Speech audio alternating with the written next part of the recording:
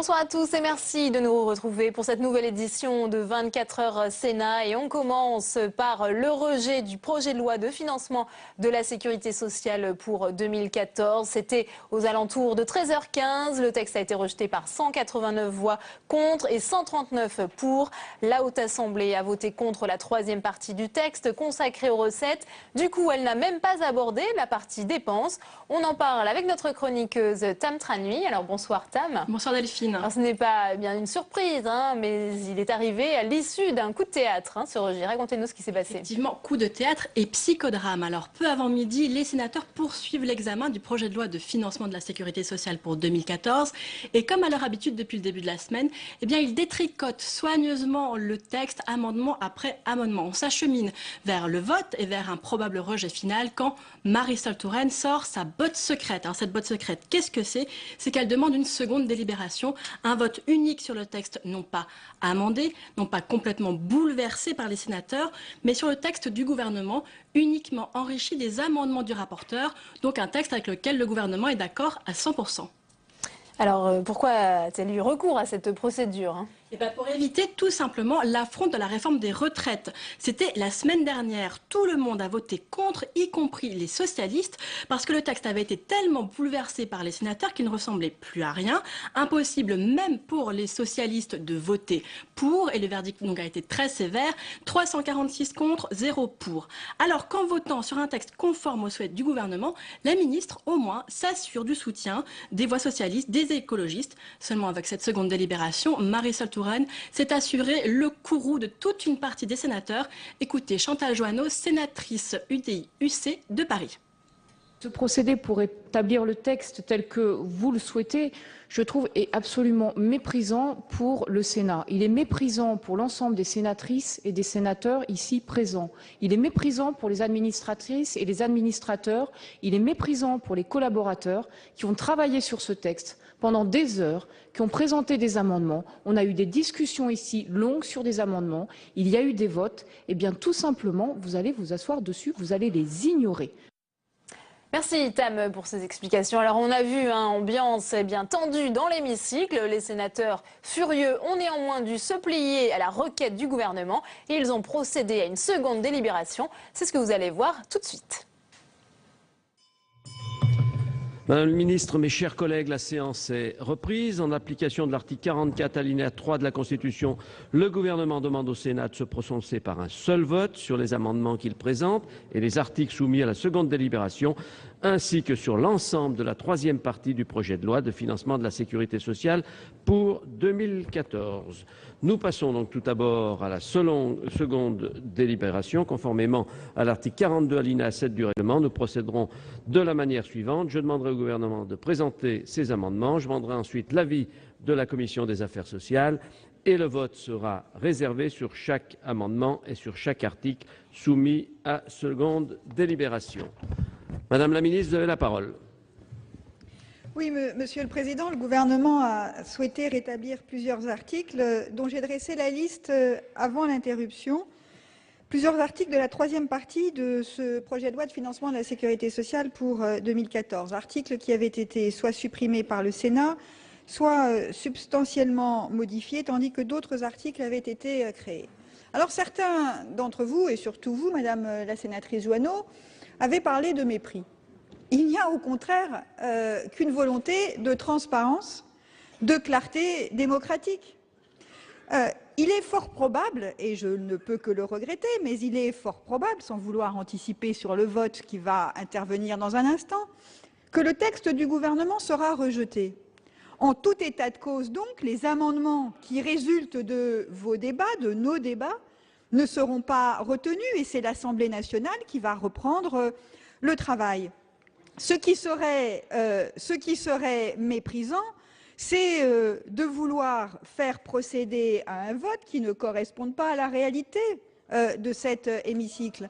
En revanche, vous allez avoir l'occasion d'exprimer très clairement votre position, ainsi que chaque groupe de cette Assemblée, sur le texte proposé par le gouvernement. Et il n'y a rien de plus clair que de dire, il n'y a rien de plus démocratique que de dire, dans le respect strict de nos textes constitutionnels, Il n'y a rien de plus clair que d'être amené à se prononcer sur ce que propose le gouvernement. J'ajoute d'ailleurs qu'il est assez intéressant, et je suis convaincue que l'opposition gouvernementale y sera sensible, que le gouvernement fait le choix d'une politique de maîtrise des dépenses, d'économie des dépenses, que vos amendements aboutissent à un surcoût ou à un accroissement du déficit de plus de 1 milliard d'euros. Et donc, il n'est pas totalement anormal que le gouvernement, alors qu'il subit les exhortations de l'UMP quasi quotidiennes à mieux maîtriser les dépenses, se pose des questions sur la démarche qui a été celle menée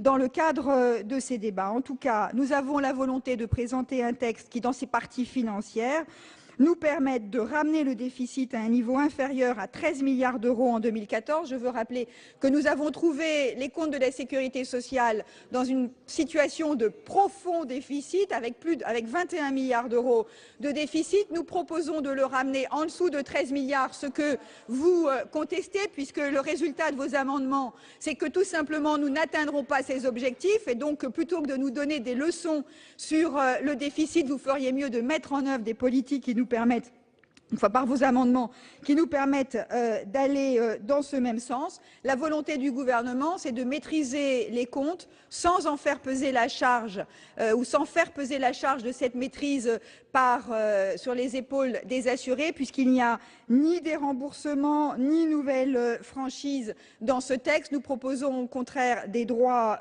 nouveaux et nous proposons de maintenir les garanties que la Nation apporte à tous nos concitoyens au travers de notre système de protection sociale. C'est le sens, mesdames et messieurs les sénateurs, de la démarche du gouvernement et c'est la raison pour laquelle il vous demande d'adopter les amendements présentés par le gouvernement et ainsi que la troisième partie du PLFSS pour 2014.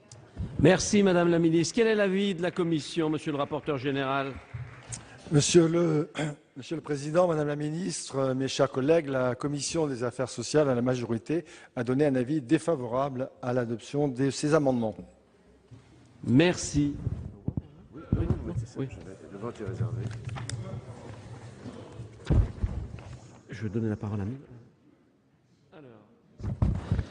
Avant donc de passer au vote unique portant sur les articles modifiés par les amendements soumis à la seconde délibération et l'ensemble de la troisième partie du projet de loi de financement de la sécurité sociale pour 2014, je vais donc donner la parole à ceux de nos collègues qui souhaitent s'exprimer. Je rappelle que lorsque le Sénat n'adopte pas les dispositions de la troisième partie, la quatrième partie de ce projet de loi est considérée comme rejetée. La parole est à Monsieur Milon.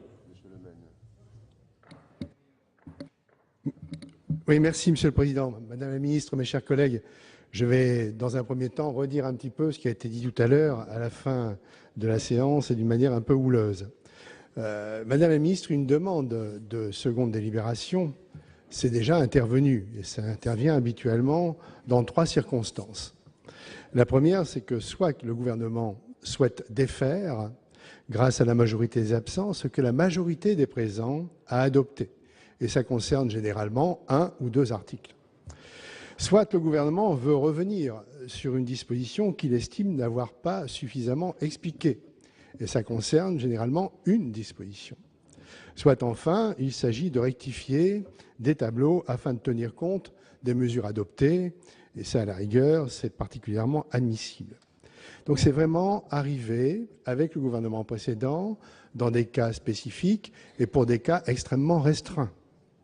Vous voulez, quant à vous, aujourd'hui rétablir des dispositions nombreuses qui ont été rejetées par une large majorité, de circonstances parfois, mais par une large majorité quand même, de cette Assemblée, sachant évidemment qu'ils seront à nouveau repoussés, et on l'a bien vu dans le cadre d'abord de la Commission des affaires sociales, et on le verra tout à l'heure dans le cadre du vote général.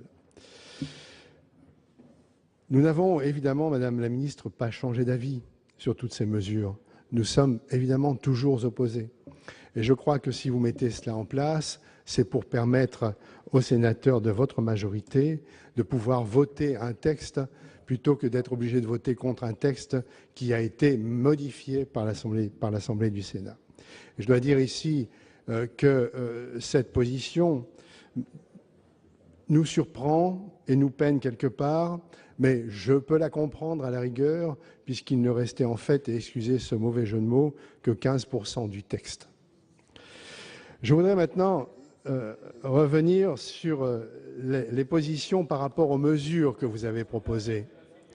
Nous nous sommes opposés à la hausse des prélèvements sociaux sur les comptes d'épargne, car il s'agit bien d'une hausse, pratiquement 600 millions d'euros. Nous nous sommes opposés à la clause de recommandation d'un organisme de prévoyance par les branches professionnelles, déjà d'ailleurs écartée par 2 fois par le Conseil constitutionnel, et un terne acharnement à vouloir maintenir cette position, quelque part, nous interpelle. Nous nous sommes opposés au financement des mesures prises en matière des retraites complémentaires agricoles, et vous savez, comme nous, que le monde agricole n'en peut plus. Nous nous sommes opposés à la création d'une cotisation déplafonnée d'assurance vieillesse applicable aux affiliés au régime social des indépendants. Et les indépendants, les artisans, les commerçants manifestent actuellement d'une manière extrêmement importante contre toutes ces mesures que vous êtes en train de prendre et que vous avez déjà prises en 2013.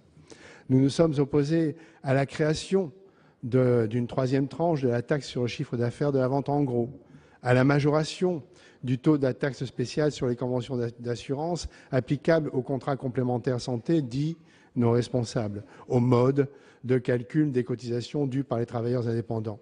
Nous voterons évidemment contre ce texte, Madame la Ministre, et nous voterons d'autant plus contre ce texte qu'aujourd'hui, par la méthode que vous venez d'utiliser, vous mettez le Sénat au garde-à-vous devant l'Assemblée nationale. Vous réintégrez les articles supprimés par la majorité du Sénat. Vous supprimez les propositions faites par le Sénat, même quand celles-ci sont venues de votre camp. Pour nous, c'est un déni de démocratie. C'est un déni du Sénat et du bicamérisme, et nous sommes encore plus fortement opposés à tout cela. Merci. Monsieur Le Maine.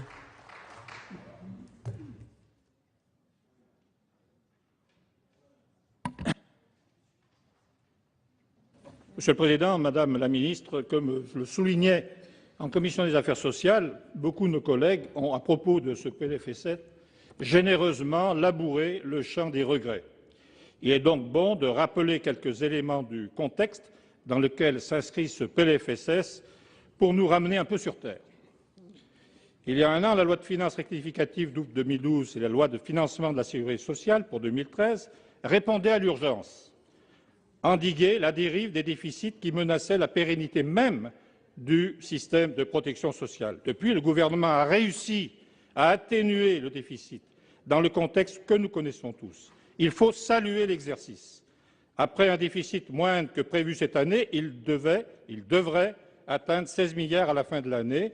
La décrue programmée doit ramener ce déficit à un niveau proche de celui d'avant la crise de 2008. Le projet de financement de la sécurité sociale pour 2014, que nous examinons depuis le début de la semaine, poursuit cette œuvre de redressement en la faisant reposer sur des réformes structurelles que d'aucuns appellent à longueur d'onde et de médias, qui visent à moderniser notre système de protection sociale et s'inscrivent dans une stratégie qui vise la croissance et l'emploi. Après avoir engagé cette année la réforme de 2 branches, retraite et prestations familiales, qui vont dégager 4,5 milliards de recettes nouvelles, le gouvernement nous propose de concentrer nos efforts de redressement en 2014 sur la branche maladie la plus déficitaire.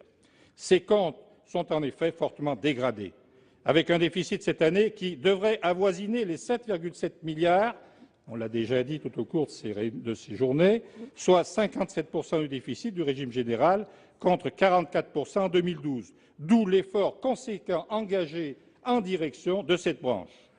Alors que les dépenses de santé progressent de 4% par an, le gouvernement entend ramener, et c'est bien ainsi, qu'elles ne progressent plus que de 2,4% en 2014.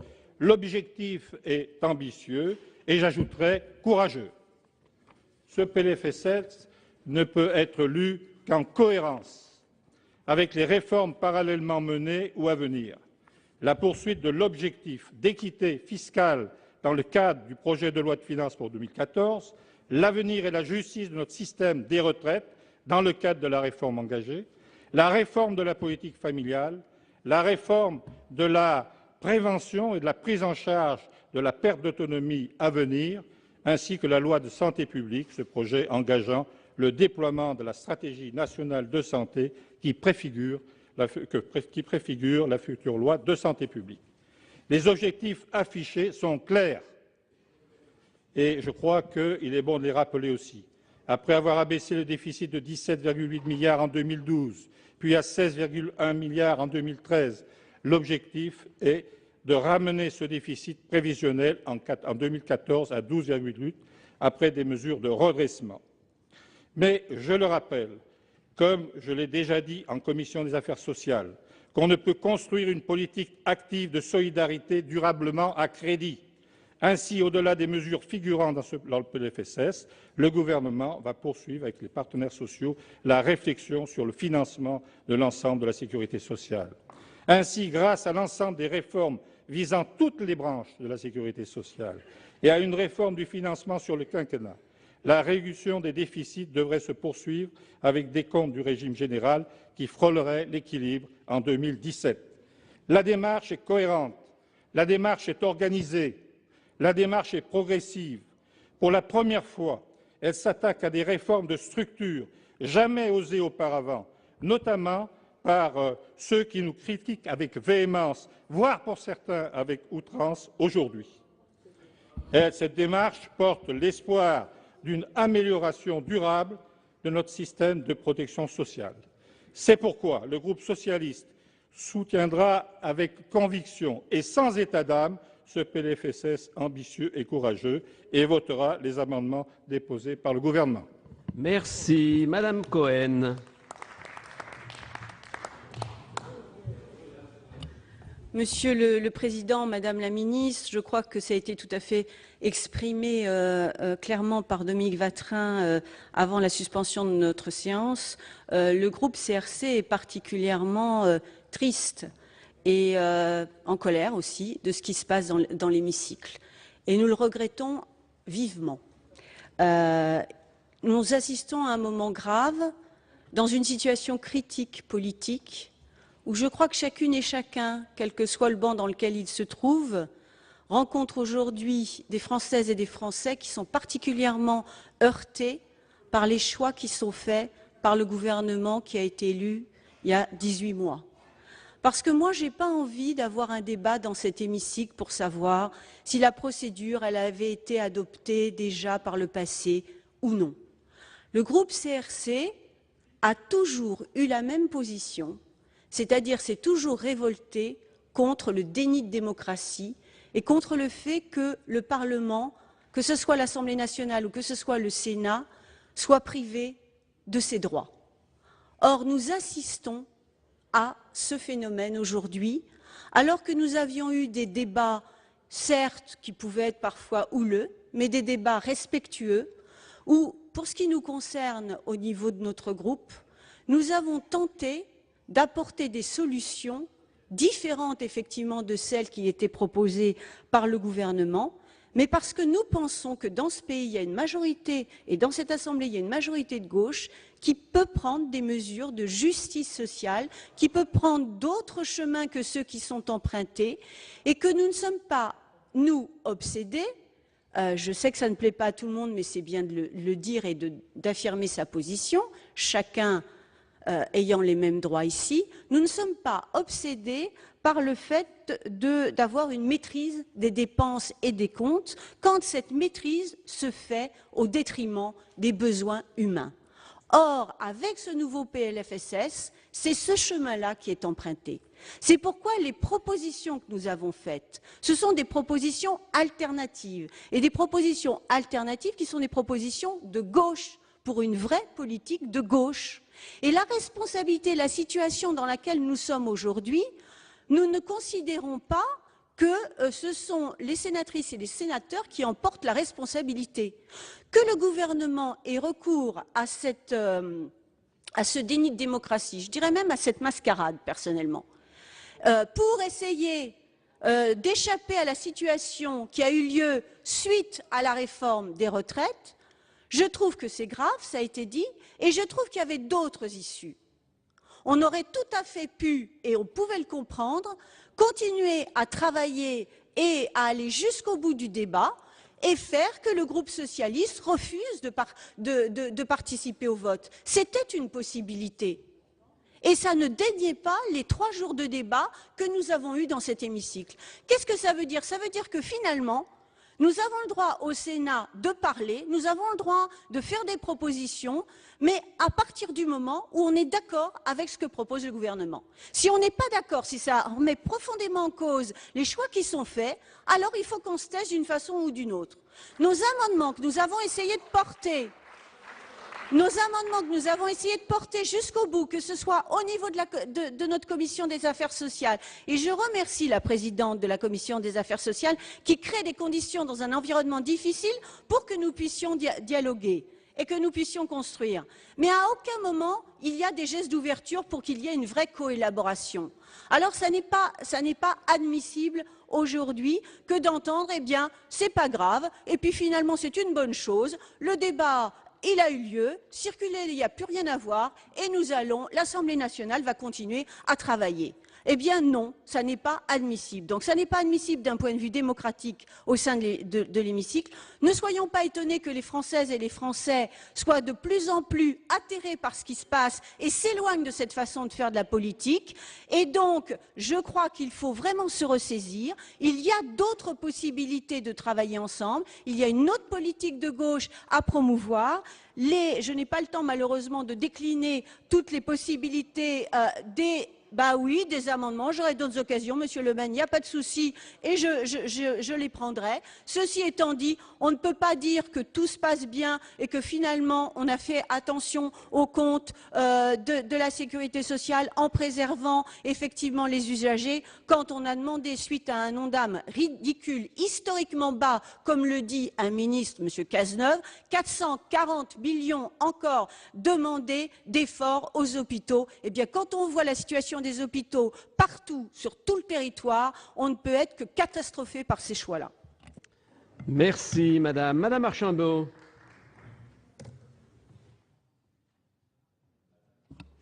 Monsieur le Président, Madame la Ministre, chers collègues, pour ce qui concerne notre groupe écologiste, nous préférons, et je l'ai déjà dit en commission, que le Sénat s'exprime sur un texte cohérent.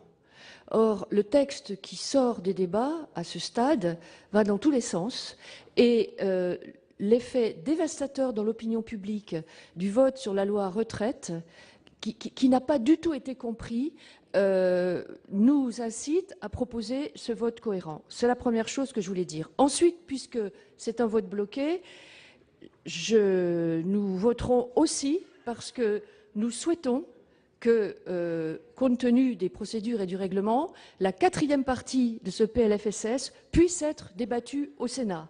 Pourquoi? Parce que c'est dans cette 4e partie, et je pense qu'il faut sortir de notre bulle, c'est dans cette 4e partie que pourront être débattues, je l'espère, des propositions qui intéressent des millions de nos concitoyens.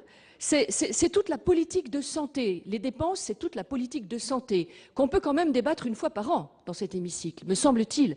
Ça, c'est une exigence démocratique. Et il y a des amendements très importants que nous avons présentés, que d'autres ont présentés. Et il y a un consensus qui commençait à se dégager, d'une part, sur des possibilités de simplification drastique des procédures. Ça concerne 10 millions de personnes, 8 600 000 personnes qui, dans ce pays, sont en dessous du seuil de pauvreté, avec des taux de non-recours sur des droits très importants. Un début de parcours de tiers payant, un développement de la mobilisation contre les dépassements d'honoraires, une défense des médicaments génériques, une défense de l'hôpital public, concrètement, pas seulement dans des slogans. C'est tout ça que nous espérons pouvoir débattre démocratiquement au Sénat. Enfin, je voudrais dire, puisqu'il y a une seule possibilité de s'exprimer, je voudrais dire aussi que nous autres écologistes, après le débat, au stade où nous en sommes, et notamment après le débat sur la 3e partie dépenses, nous sommes inquiets et déçus. Nos propositions ont été très peu entendues, nos propositions en matière de santé environnementale et de santé publique, à part quelques amendements sur le covoiturage, des amendements qui étaient pourtant raisonnables, importants, même s'ils ont fait sourire, parce qu'ils correspondent à des changements de mode de vie dans cette société, parce qu'ils correspondent pas seulement à des exigences environnementales, parce que si nos concitoyens veulent pouvoir utiliser le vélo, et il y a des chefs d'entreprise qui seraient prêts à développer ça, il y a aussi des chefs d'entreprise de ce point de vue-là, eh bien c'est important. Quand même, donner la possibilité légale, non pas les contraindre, mais la possibilité légale aux chefs d'entreprise qui veulent encourager les bonnes pratiques en matière de transport, c'était tout à fait raisonnable. Pourquoi est-ce que ça n'a pas été entendu? Sur l'huile de palme, il est avéré qu'on cesse de nous raconter des histoires, il est avéré que ce type de graisse est très dangereux pour la santé publique. Et c'est la même chose sur le diesel, où l'opposition entre réussite économique, emploi et santé ne tient pas quand on sait, et les études sont sérieuses, que les particules fines, le diesel, c'est 10 à 20 milliards de coûts pour la sécurité sociale. Alors, encore une fois, la politique de prévention, c'est toujours pour l'année prochaine. C'est jamais le bon moment pour l'enclencher concrètement. Et nous sommes toujours dans nous gardons encore très prégnante une culture politique de la politique de santé réparation des dégâts. On attend qu'il y ait des victimes et de très nombreuses victimes pour enfin réagir et réparer. Et de ce point de vue-là, nous avons joué notre rôle d'initiative parlementaire. Je ne comprends pas pourquoi il faudrait attendre un projet de loi que nous attendons tous, bien sûr. On peut enclencher. Les parlementaires ont le droit et le devoir d'exercer leur responsabilité d'alerte. Donc nous sommes très soucieux, parce que nous sommes très soucieux des équilibres sociaux et effectivement de diminuer le déficit de la sécurité sociale. Toutes les propositions que nous avons faites, tout ce qui est de l'investissement dans les politiques de prévention de santé vont dans le sens de faire des économies colossales à la sécurité sociale et à l'assurance maladie. Ce signal n'a pas pu être donné à l'opinion publique par le Sénat. C'est vraiment dommage. Et je pense que vraiment, il y a un problème dans ces débats de PLFSS. On oppose les finances à la santé. Ce n'est pas parce qu'on parle de finances et d'exigences financières et d'exigences de faire des économies et de rétablir les comptes publics qu'on ne doit pas parler de santé. Parce que investir dans la santé et dans la prévention, c'est faire des économies. Nous sommes au cœur du sujet. Quand nous parlons de la prévention, nous sommes au cœur du sujet qui est de réduire les déficits de la sécurité sociale. Merci, madame. Monsieur Savary.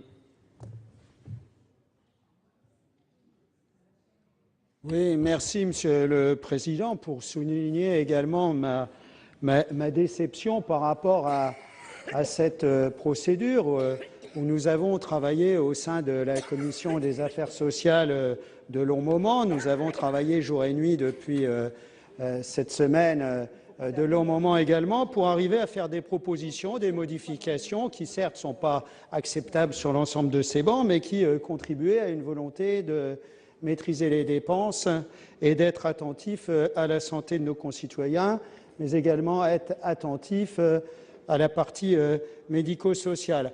Alors, soulignez, Madame la Ministre, que vous avez une attitude très circassienne. Vous faites de la haute voltige, je dirais, en ce qui concerne l'explication de cette procédure de vote bloqué, mais qui ne va pas dans le sens, me semble-t-il, d'une véritable maîtrise fiscale, mais plutôt d'une véritable méprise sénatoriale. Et c'est, je crois, un élément fondamental de l'attitude qu'on a pu constater sur les bancs de ce gouvernement depuis ces 2 jours et 3 nuits que nous sommes, 3 jours et 2 nuits que nous sommes ensemble, où on a l'impression qu'il n'y avait véritablement pas d'écoute à des propositions qui pouvaient être faites.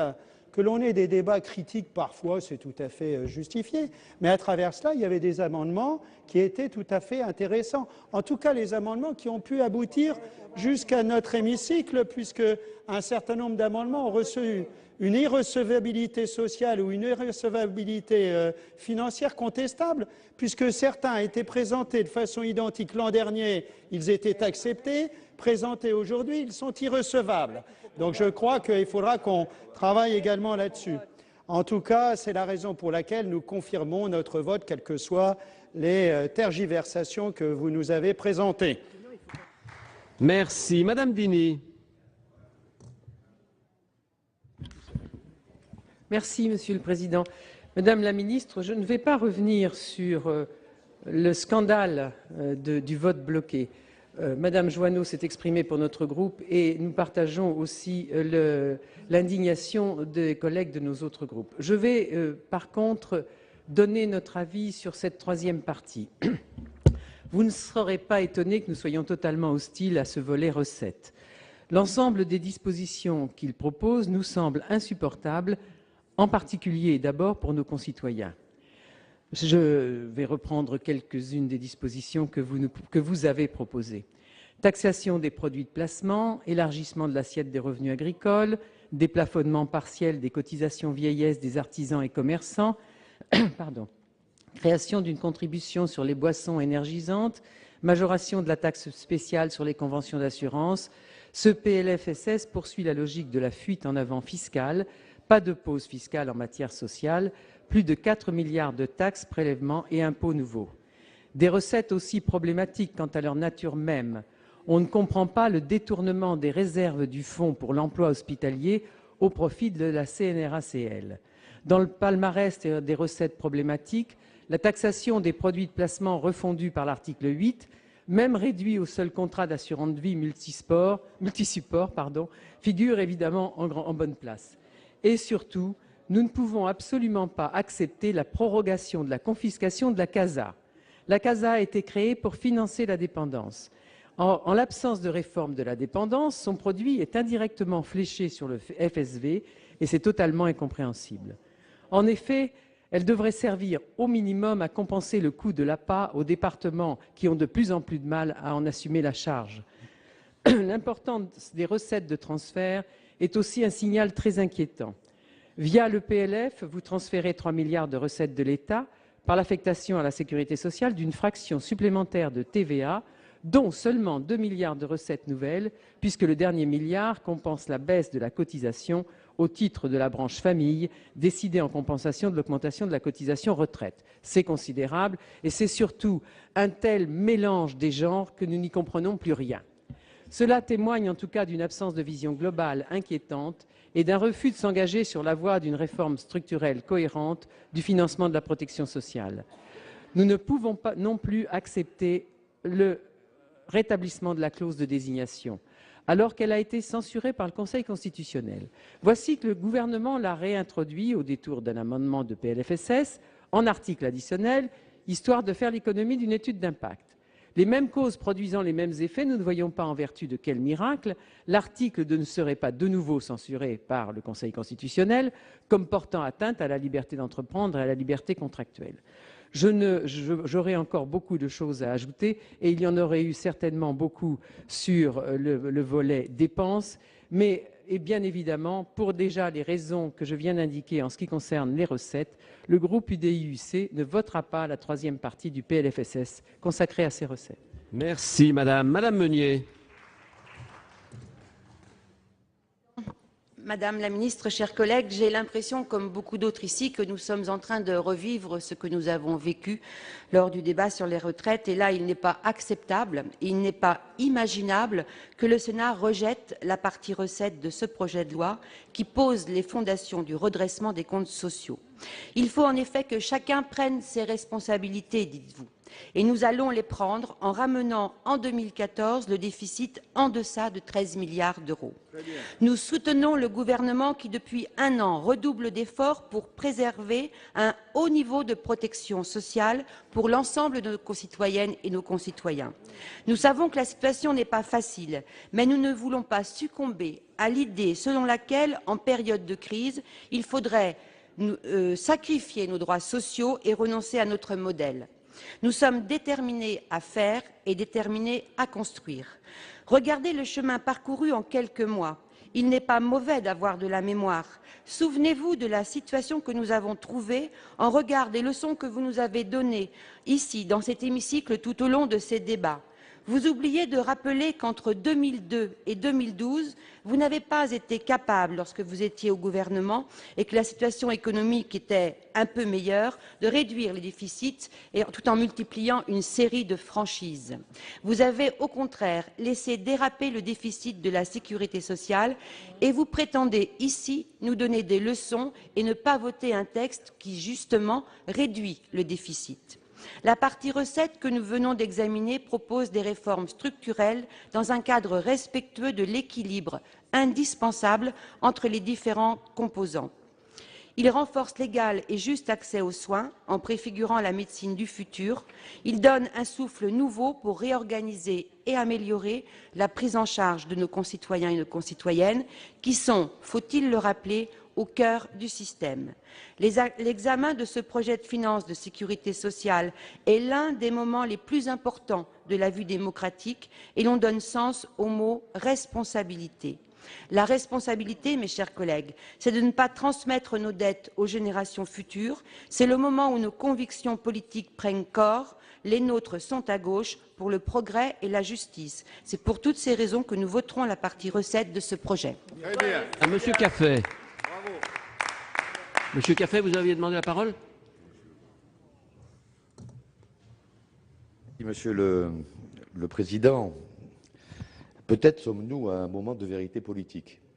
Et en tout cas, c'est à travers ce prisme que j'analyse la véhémence des propos qui ont été tenus maintenant et avant la suspension de séance, lorsque le gouvernement a annoncé qu'il voulait procéder à une deuxième délibération.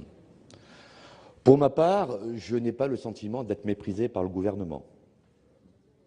Mais pour ma part, j'ai plutôt le sentiment qu'une conjonction, une coalition hétéroclite, avec des motivations peut-être différentes,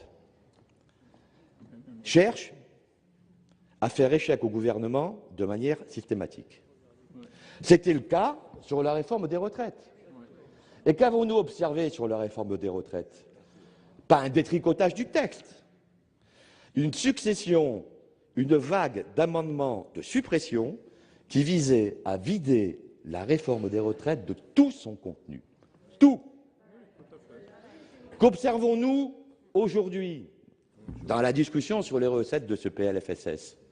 Exactement le même phénomène. Ce n'est pas vrai, madame Dini. Et puis écoutez, je vous ai interrogé. Je ne vous ai pas interrompu, madame Joanneau. Je vous ai écouté avec beaucoup d'attention. Donc, je vous en prie, ayez la courtoisie de me rendre l'appareil. Et je vous le répète, moi, je ne me sens pas méprisé. Et donc, c'est la même chose sur ce PLFSS. C'était d'ailleurs la même chose, en fait, sur le PLFSS de l'an dernier et la discussion budgétaire de 2013. Et donc, ce que je dis, c'est que une coalition hétéroclite vise à faire échec au gouvernement. Je me demande même si cette coalition hétéroclite ne cherche pas l'échec du gouvernement, mais un échec global, pas un échec sur un texte. Et c'est ça que j'appelle un moment de vérité politique, et c'est cette situation qui m'interroge. Ben oui, bien. Alors, dans ces conditions, Madame Cohen, excusez-moi, mais vous avez suggéré que notre groupe ne prenne pas part au vote.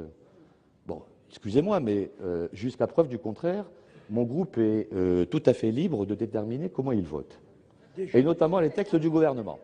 Donc, vous comprendrez que nous ne retenons pas votre suggestion. Deuxièmement, Madame Cohen, toujours, excusez-moi, dans cet hémicycle, personne, je dis bien personne, n'a le monopole des politiques de gauche. J'ai entendu parler hier, par exemple, ce qui m'a pas stupéfait, mais quand même un peu surpris, et venant de vos bancs, de la nécessité de remettre en cause le pacte de stabilité et de la nécessité pour la France de sortir de ce pacte de stabilité. Ce sera là poser un acte aux conséquences incalculables. Et je vous pose la question. La France doit-elle sortir de la zone euro? La France doit-elle sortir de l'Europe? Est-ce qu'on me... Mais écoutez, c'est ce que j'ai entendu. C'est la raison pour laquelle On C'est la écoute raison pour l'orateur, s'il laquelle vous plaît. C'est la raison pour laquelle je vous dis, souffrez que nous ayons des désaccords qui sont des désaccords de fond et pas simplement des désaccords de procédure, et que vous n'incarnez pas à Madame vous la seul Présidente une Assassi, on politique de écoute gauche. l'orateur. Enfin, je consacrerai le temps qu'il me reste, la petite minute qu'il me reste, bon, à tracer les grandes lignes de ce qu'est ce PLFSS. Peut-on ignorer le legs de la droite, les 160 milliards de dettes que nous a léguées la droite de 2002 à 2012? Bon, faut-il tenter de rétablir les comptes de la protection sociale? J'avais dit l'an dernier que notre protection sociale, et je le répète, était malade, qu'elle était malade de ses déficits, qu'elle était malade de sa dette, et que c'était la question de la pérennité même de notre modèle de protection sociale qui était en cause. Deuxièmement, mais comment voulez-vous ouvrir de nouveaux droits? Et nous aurons en 2014, l'année prochaine, la discussion sur le projet de loi sur l'indépendance. Comment voulez-vous ouvrir de nouveaux droits à nos concitoyens si nous sommes rigoureusement incapables d'honorer ceux qui existent déjà? C'est ça la question fondamentale qui nous est posée. Et par ailleurs, enfin, et je le répète, y a-t-il une seule atteinte aux assurés sociaux dans ce PLFSS? Il n'y en a aucune. Voulez-vous que je rappelle la litanie des décisions qu'a pris la droite de 2008 à 2012? Tous les ans, une remise en cause des droits des assurés. Est-ce que c'est le cas? Est-ce que c'est ce que nous constatons? Il faut Et puisqu'il conclure, me mon faut cher conclure, collègue. Voilà, je dis que ce PLFSS est un PLF de gauche et que c'est parce que nous sommes de gauche que nous refusons toutes les aventures. Merci, Madame la Présidente Annie David, et nous passerons au vote. Monsieur le Président, je vais essayer de dépassionner peut-être les choses et regretter à mon tour néanmoins cette procédure accélérée parce que le travail fait par notre rapporteur général, je regrette qu'il ne soit pas repris par Madame la Ministre dans l'ensemble des amendements qui nous sont proposés, puisque notre rapporteur général avait quand même déposé un certain nombre d'amendements suite au travail qu'il a fait d'audition et qui est un vrai travail de fond sur le texte, qui n'étaient pas des amendements qui, je crois, voulait porter atteinte à la réussite de ce gouvernement, comme je viens de l'entendre, et qui avait obtenu la majorité et le vote de notre commission. Je regrette, pour ma part, que ces amendements n'aient pas été adoptés. Et je rappellerai d'ailleurs à ma collègue Aline Archimbaud que les amendements de covoiturage ne sont pas dans la version que nous allons voter. Donc ils ont disparu. Ils ne sont pas dans le texte qui va être voté. Donc c'est un peu dommage là aussi que ce vote bloqué ne prenne pas en compte par exemple de l'article 10 bis que nous avons adopté suite à un débat intense ici même concernant le travail à domicile. D'ailleurs, la commission des affaires sociales s'est saisie de ce sujet puisqu'une mission va être mise en place pour pouvoir aborder ce sujet dans son ensemble parce qu'en effet, suite au débat que nous avons eu hier au soir et précédemment, nous nous sommes bien rendus compte que dans le travail à domicile, il y avait des difficultés à résoudre. Pardon. Donc voilà, je trouve dommage, pour ma part, que tout ce travail fait n'ait pas été entendu par le gouvernement, pour le moins les amendements que notre rapporteur nous avait présentés et qui sont vraiment le travail qu'il a fait suite à l'ensemble des auditions, et il y en a eu un grand nombre. Donc, de mon point de vue, la commission des affaires sociales, malgré tout, n'est pas véritablement reconnue pour le travail qu'elle fait ici, et je le regrette profondément parce que nous avons eu pas mal d'auditions, pas mal de réunions, pas mal de travail fait, et que ce travail-là non plus ne soit pas repris. Madame la Ministre, je trouve ça quand même très dommageable pour les travaux de notre hémicycle et de la Commission des affaires sociales. Sans vouloir être plus longue, parce que je sais que nous devons passer au vote, je voulais néanmoins apporter ce témoignage en tant que présidente de la Commission et avec tout le regret que je peux avoir sur l'issue de nos travaux qui va trouver une fin assez dramatique, je trouve, dans ce vote bloqué. Merci Madame la Présidente. Je mets donc aux voix par un vote unique les articles modifiés par les amendements soumis à la seconde délibération ainsi que l'ensemble de la troisième partie du projet de loi de financement de la sécurité sociale. En application de l'article 59 du règlement, le scrutin public est des droits et nous allons donc procéder à ce scrutin public.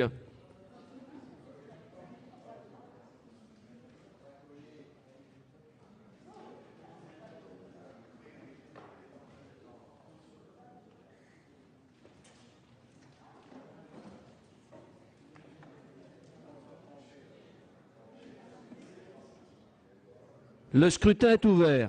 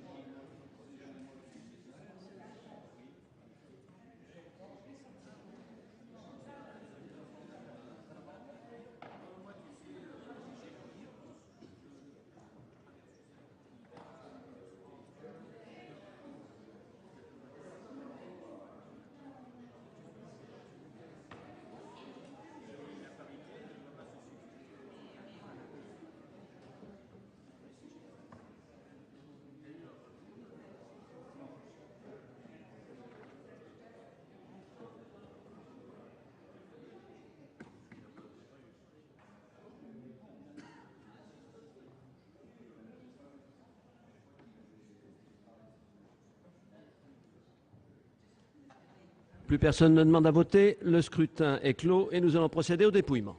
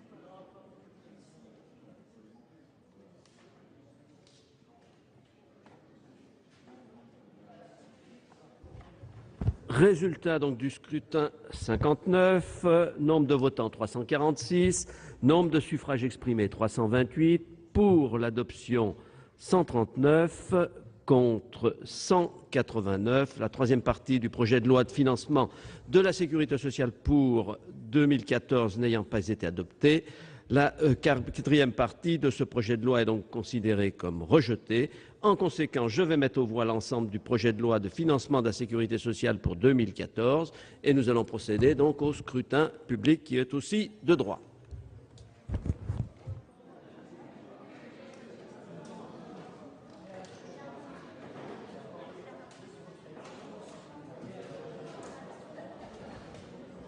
Il faut mettre en place les urnes.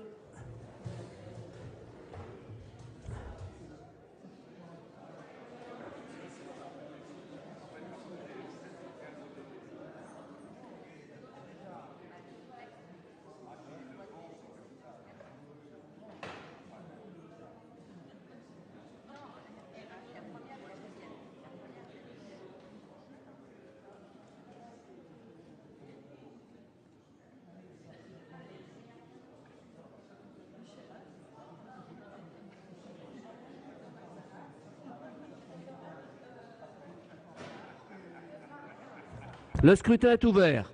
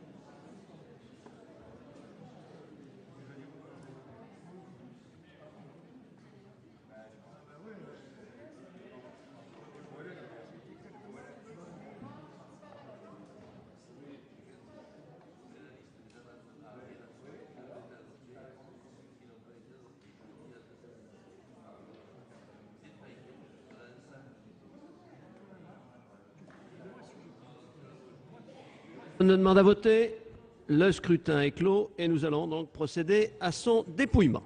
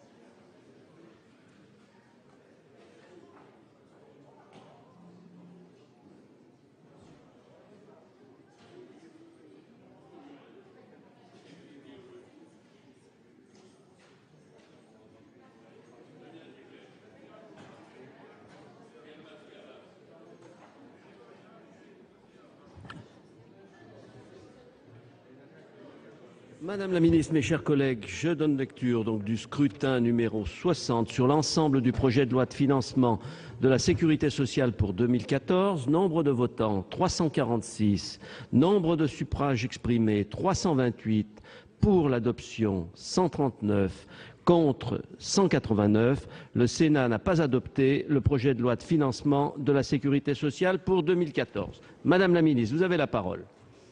Oui, Monsieur le Président, quelques mots seulement pour regretter que cette année encore, nous n'ayons pas la possibilité d'examiner dans cet hémicycle les dispositions relatives à la politique de santé, à la politique familiale, à la politique en direction des victimes d'accidents du travail, de maladies professionnelles. Je le regrette, mais je prends acte du vote qui montre bien d'ailleurs que le choix du gouvernement était un choix de clarté et de transparence qui a permis à chacun d'exprimer ses positions vis-à-vis des propositions que fait le gouvernement. Puisque nous sommes arrivés au terme de ce débat, je voudrais saluer la très grande qualité du travail du rapporteur général et le remercier pour son soutien, son engagement et les propositions qu'il a pu faire, même si le gouvernement n'était pas nécessairement d'accord avec l'ensemble d'entre elles, mais je tiens à souligner la très grande qualité du travail qui a été mené par le rapporteur général, par l'ensemble des rapporteurs, et remercier Madame la Présidente de la manière dont nous avons pu travailler ensemble et l'assurer que le gouvernement est toujours très attentif à la qualité des travaux menés dans sa commission, quelle que soit l'issue des débats que nous pouvons avoir. Et j'espère que nous trouverons l'occasion un jour de débattre sous une forme ou sous une autre des choix du gouvernement sur le fond de la protection sociale, car les questions de financement ne sont que des moyens pour pouvoir garantir à l'ensemble de nos concitoyens une protection sociale de qualité. Merci Madame la Ministre. Mes chers collègues, je vais suspendre la séance après avoir remercié en votre nom à tous les administrateurs du compte-rendu qui ont accepté cette prolongation. La séance donc est suspendue, elle sera reprise. Voilà, vous venez de suivre le rejet du projet de loi de financement de la sécurité sociale. On y revient tout de suite dans 24 heures Sénat, le journal.